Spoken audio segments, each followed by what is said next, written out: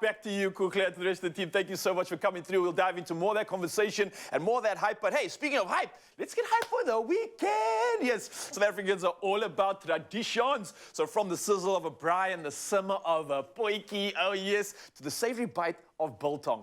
It is the cultural flavor explosion I'm talking about. And today we're going to be combining all three of those epic ingredients, all those epic moments, and we're going to be making a mouth-watering biltong potjie just in time for this weekend. Now, we've got the one and only Teresa here to show us how it's done, and of course, DDB in the building!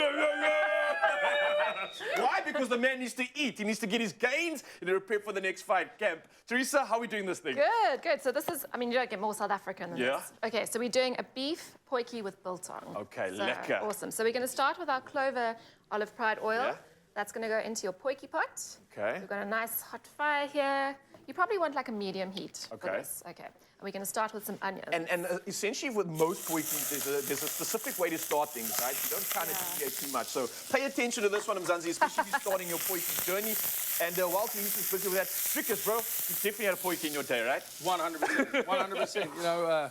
You know, as a Afrikaans boy, growing up, and spending time as a teenager with friends, and there was always a potjie. That was always the reason for the party. Yeah. We come into potjie, and a lot of the times the potjie was never eaten, but no, it's all about the ambiance and what it represents. That's all it's really about. So you're also used to that like 12-hour potjie session that you eat the next morning? The next morning, everybody's sitting around the pot, just having a best time of their life. I wanted to ask, because like often with a lot of the athletes that we get out here, you gents look so big. Like, I always wonder, how did it get to this point? Is it a lot of meat? Is it a lot of potjies back in the day, or were you actually a lot thinner than when you actually entered the sort of professional space? I have to be honest, I was a very skinny kid growing up. And There's hope for us. Yes. I was a skinny kid growing up, around 16, and I started really taking training, 15, training seriously and what I eat and, trying to...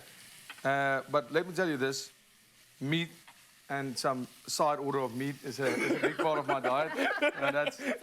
This will work. Okay, so this is rice, place, and aartappels. Okay. Well, we've thrown our meat in here. We've got some beef, so we've used beef chuck today. Ooh, nice. And typically with the potjie, whatever cooks the longest, you put in first, and you layer it like that. Okay. So I'm going to brown the meat, and then our veggies go in. Can you chop some mushrooms for me? Okay, let's go. Just into quarters. Protect those. We need those, right? We've got big stuff happening.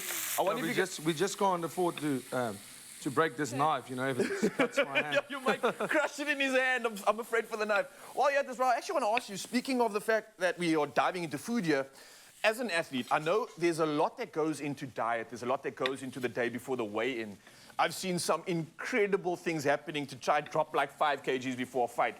Pre the fight, when you're actually fueling correctly, when you're getting to that point where you want to have all the energy to go into like 40 rounds of training, which I've seen you do when you're sparring with the gents, how do you fuel? How many calories are you actually putting in a day? Do you have any idea? Yes, so the big thing is obviously the weight that I walk around at is definitely not the weight I fight at. Yeah. After a fight, you blow up a little and you enjoy yourself and eat all the stuff that you couldn't eat in the past. Yes, for the past 2 months.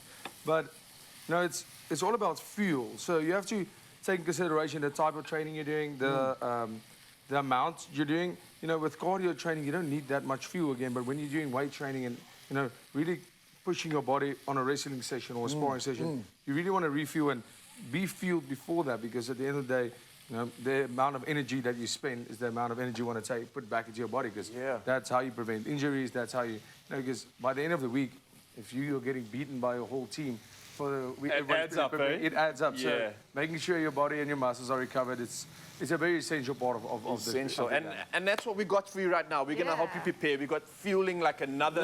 This looks like the perfect fuel. Teresa, where are we at? Because we're getting so distracted here. So I put some garlic in and then some crushed coriander seeds, which also gives it that biltong flavor. And then our mushrooms are going to go in. Okay, so kind of like brown the meat. You've got all the first ingredients in, which is the onion and everything else. I want to chuck these in here. When we're speaking about timing with meat, with mushrooms and those phases, how do we really work that? Do we have to pay attention to it? We do, yes. So what you want to do is put the lid on and leave it for about an hour once your beef stock is in.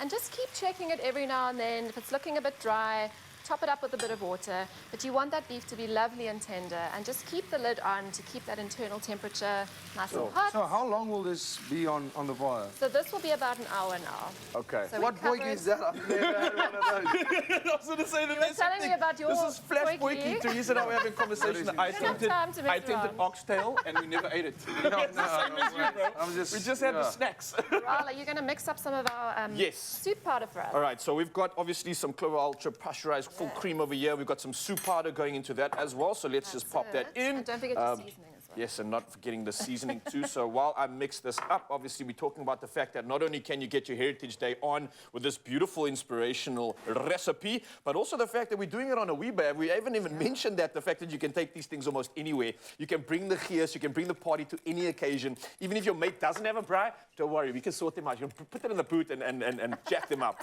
Oh, all right, Oh, that sauce is looks done. great. I hope you're happy with that. This is going to add amazing flavor. So once it's been simmering for an hour, you pour this in, and the soup powder is actually going to thicken that potjie beautifully. yeah. So it's just Bringing that really umami, and bringing that it all together. flavor. And while we are talking about this, the smell in this studio is so good. So good. But let's talk to you, Mzansi, about the rest of this. Obviously, you can get this recipe at expresso.com. But the other reason why we're here and inspiring you to get involved in Heritage Day, because you can still stand the chance to win one of 13 Weebers. Yes, simply buy Clover product and keep your till slip handy. Then what you want to do is dial *120 *560# and follow the prompts to enter.